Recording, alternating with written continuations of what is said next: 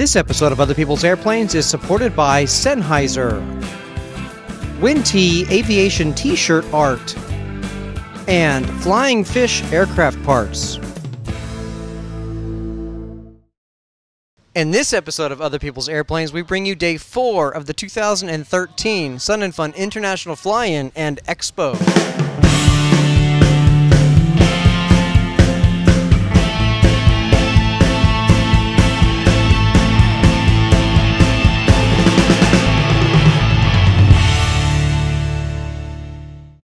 Welcome back to the Sun and Fun International Fly-In and Expo. You're watching Other People's Airplanes, the show where we bring you into the cockpit and along for the ride whenever we do awesome aviation-related stuff. And this week, we are literally powered by our friends at Honda Generators. I am your host, David Allen, and this week, of course, I am joined by Ben Sclair, the publisher of General Aviation News. And this week, you are the publisher of Sun and Fun Today. This is the daily newspaper. How's it going, Ben? It's going great. It's going great. I don't know if people really understand what they mean when I say you publish the daily newspaper.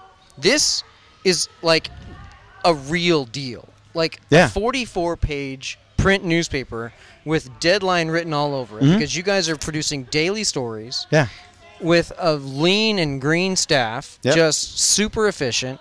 Every day the story, the content, the copy, whatever the word is, is locked in by 5, approved by 8, to the printers, back here off of the press by about 5 o'clock in the morning, in the hands of the attendees. This is the serious thing, man. Yeah, real deal.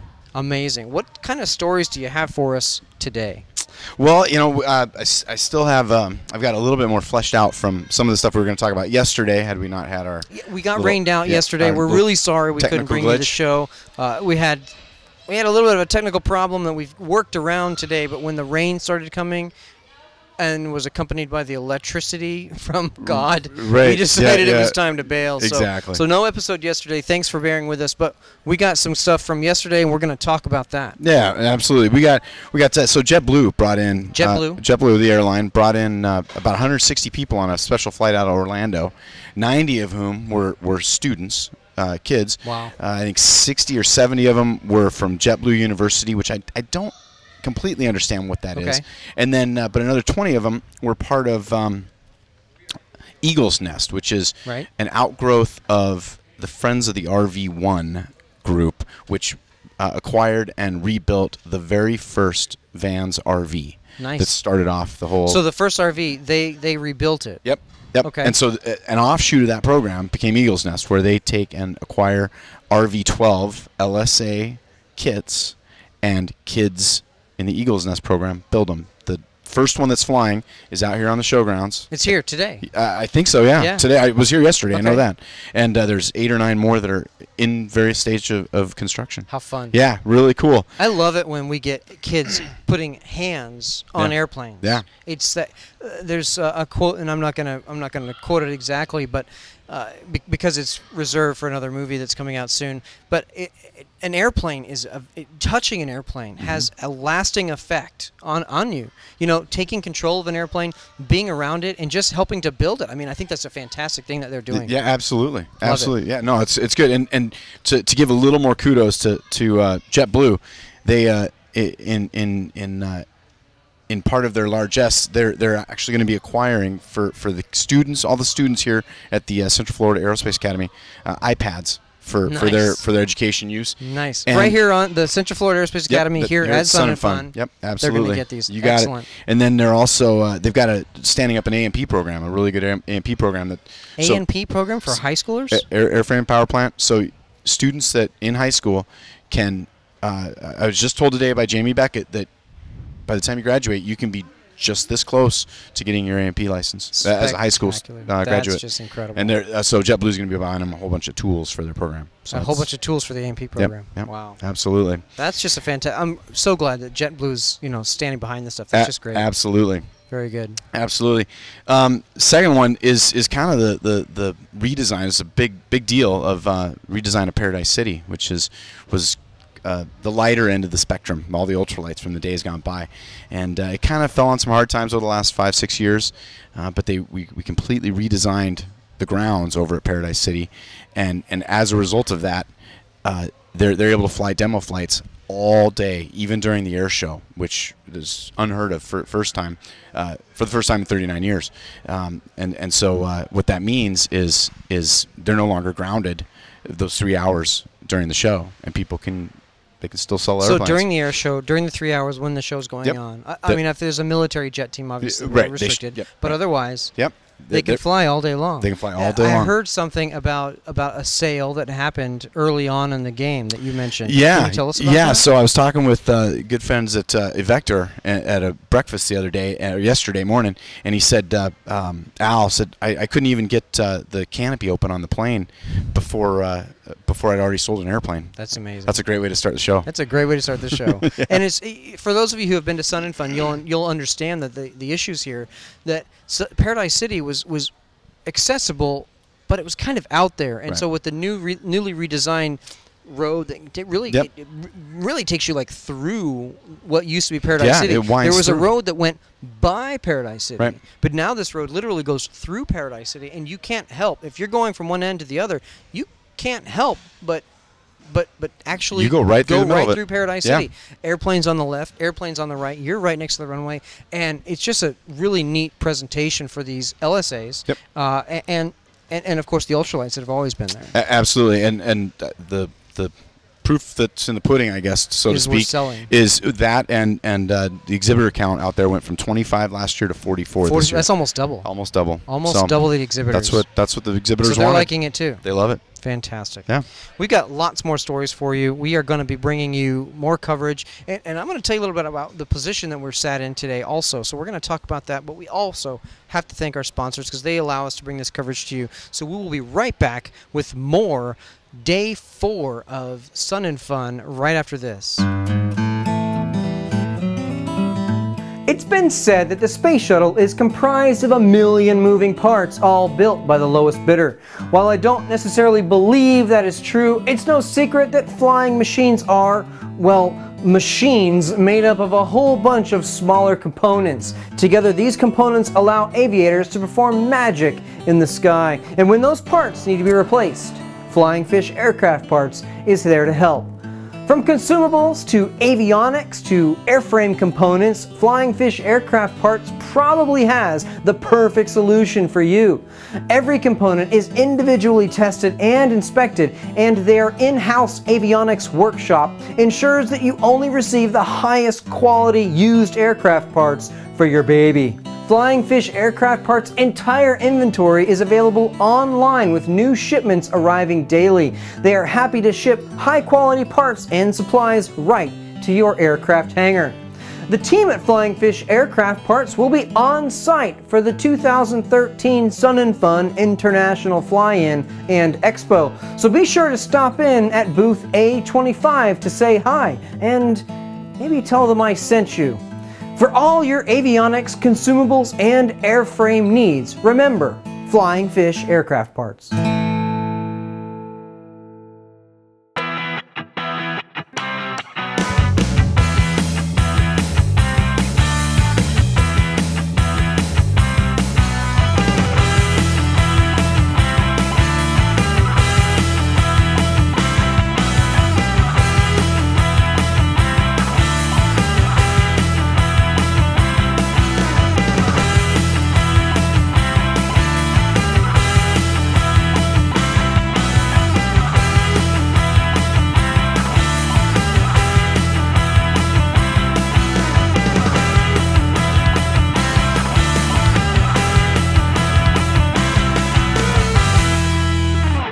And welcome back to Other People's Airplanes. We are here in the Florida Air Museum, right here on Lakeland Linda Regional Airport, part of the Sun and Fun facility. And one of the little-known facts that come as part of your admission to Sun and Fun is you actually get admission to the Florida Air Museum, and there's a whole bunch of neat airplanes. We're actually seated inside here, trying to kind of avoid some of the weather that is passing through. I don't think it's raining yet, but we didn't want to take a chance today.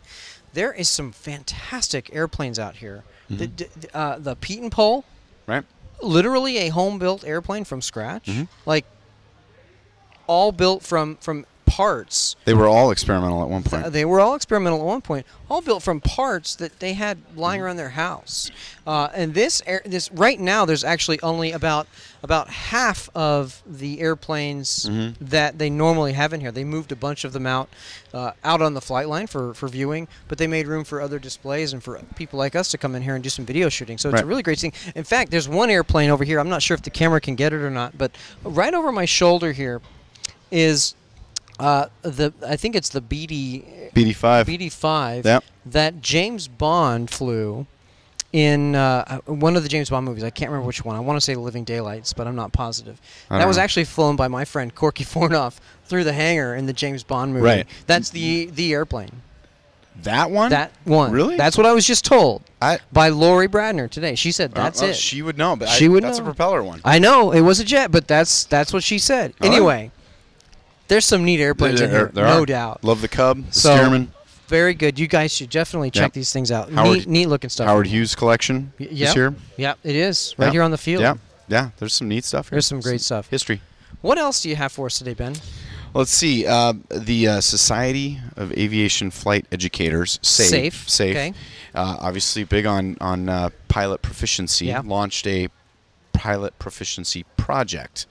And here at Sun and Fun, and they'll do it again at AirVenture this summer, and I think they're trying to stand it up at a couple of other events, at AOPA perhaps. Righty.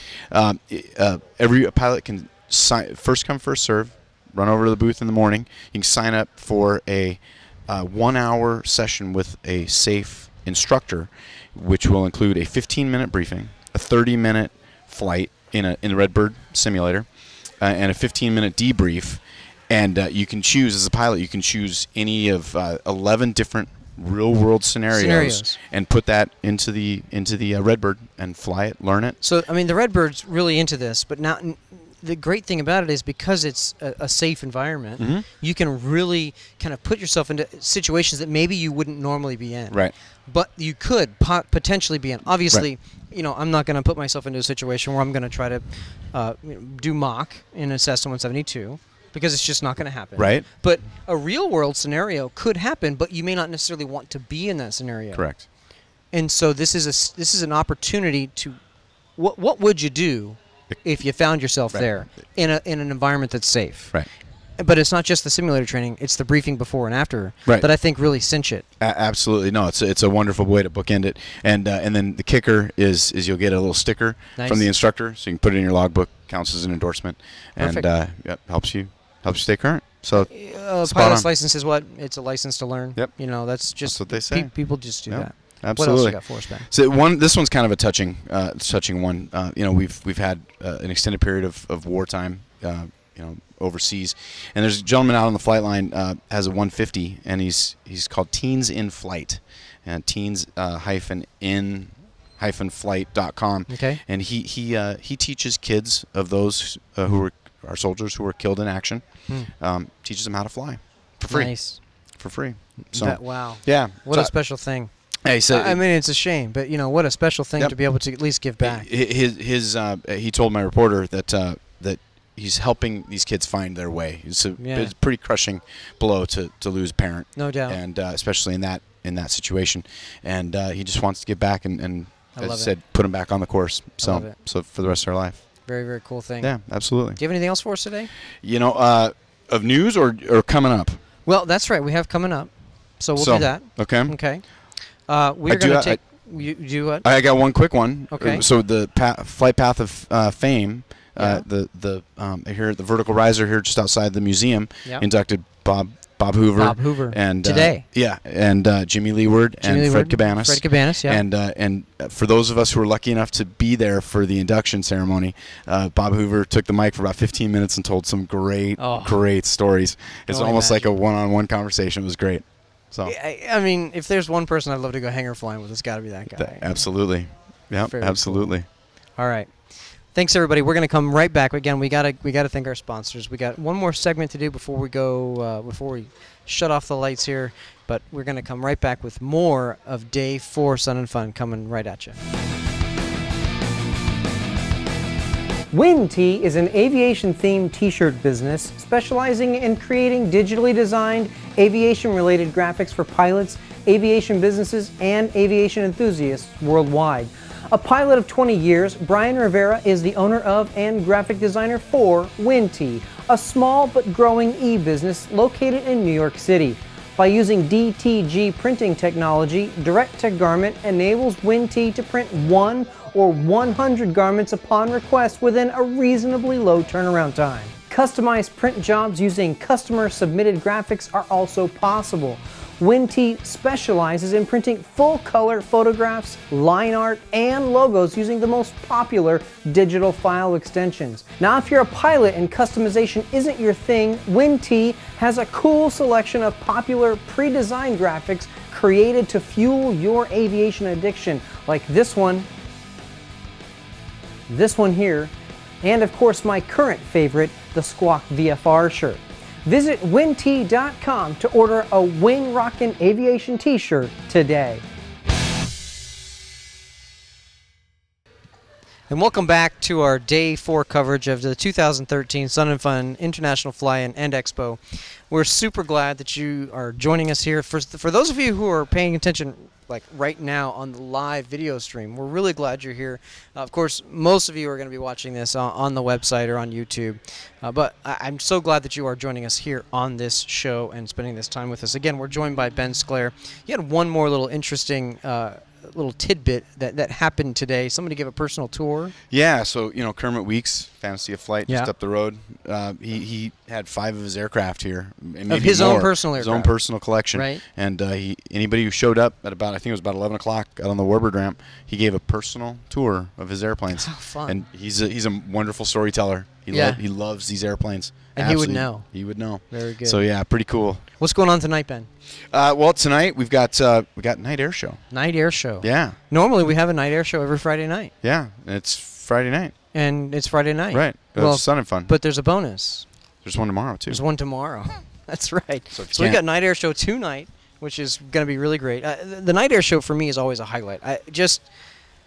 Flying aerobatics is super fun. Yes. Flying aerobatics close to the ground is something that may or may not ever do, but I have a huge amount of respect for people who fly aerobatics close to the ground, where spectators like me can just literally look and observe. What flying aerobatics close to the ground at night is just amazing to me, and the shows are fantastic because they light the airplanes up. And if you have never seen a night air show, you're missing out. It is really a neat experience. It really is. Really serene. It's a different show than during the day. Totally the yanking and the banking that you would see, Sean Tucker, Patty Wagstaff. It doesn't happen. It doesn't happen. It's more of a graceful, smooth. It's more of a graceful thing. Yeah. Taking your sparkler and doing this. It's just wonderful. It really is. Yeah. So there's one tonight. There's one tomorrow night. Yep. What else happens tomorrow morning? Tomorrow we've got Congressman Graves. Yeah. He's going to be here at the FAA building, having a town hall, and at 1 p.m. Good. And that'll be great. Yeah. So if you're here at 1 p.m., check that out. Yep. And tomorrow morning is the balloon launch, weather permitting. Oh yeah, I forgot about that. Weather permitting. I'm not sure if it's going to go. We're actually going to do our live radio show for Sun and Fun Radio from the balloon launch. We're hoping that flies. Yeah. Literally. Literally. The weather's iffy. Been a little iffy, and if it's too windy, if it's above even 6 or 8 knots, I think they may bail on it. Right. They didn't launch last year. They blew up a bunch of balloons last year. Right, stood them up. Which was fantastic. But then, of course, they shut them down. Right. So hopefully tomorrow we get to see the balloon launch. Right. And I think that pretty much wraps up the news for today. I think so. So we got 2 more days of Sun and Fun. Yep. We still got the weekend. Yep. And, all right. Well, question of the day. Okay. So for those of you who have been following along, you know that we've been asking one trivia question each day. These trivia questions came from our friend David Vanderhoof of the Airplane Geeks podcast, a walking encyclopedia of knowledge, and we're doing a completely subjective contest. Like, there's no fairness in it at all. Your contest. It's just my contest. But we're giving away a pair of Shadon sunglasses, a pair of the hybrids, which are some of my favorites. I wear them almost every day. The Jet A's are my favorites. We're going to give away a pair of sunglasses that just here's the thing about Shadon. I'm not a sunglasses like nerd. I don't really care. I buy $20 pair of sunglasses. Sunglasses are sunglasses to me. Right up until I put on a pair of Shadons. And I said, I didn't realize the optics could make that much of a difference. Right. They really do. So I'm really happy with my shades, and I wear them all the time. In fact, that's all I wear now. And I'd love to put a pair in your hands. But you got to answer these questions. We've asked a question on day 1. We asked a question on day 2. And we didn't have a show on day 3. Right. But we are going to ask a question on day 4. And I had a question. So here we go. Question of the day. What was the first aircraft that the U.S. Air Force Thunderbirds flew? What was the first aircraft the U.S. Air Force Thunderbirds flew? Do you know? Thinking about it. I might, but I'm not going to say it. Well, no, you're not going to say it, but you might know. You're going to tell me afterwards, offline. Okay. Okay, yeah. good. Yeah. Excellent. So there's a question of the day. Thanks to Dave Vanderhoof of Airplane Geeks. Make sure you listen to their show. They are religious about getting their podcast out. One of the audio podcasts I do enjoy. They have a fantastic show, so make sure you check them out at airplanegeeks.com. And a thanks to him. I think that's just about it for us today. So, thanks to our sponsors. Thanks to Honda Generators for powering us. Thanks to the Florida Air Museum for hosting us here under air conditioning and without the threat of rain today. I'm not sure where we're going to be tomorrow, but we are going to do our best to bring you day 5 and day 6, a posted episode along with a live episode. And we'll talk to you guys again soon. Talk to you later. Bye-bye. We are going to ask a question on day 4, and I had a question lined up, and I seem to have lost it. This is awesome. That sounds about right today. The beauty is, this is what's happening on the live stream. We're going to do this all in one take, not today. So guess what happens?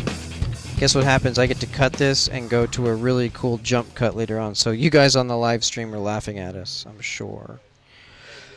Okay. Here we go. I got a good question. I picked a different question. We're going to go with this one.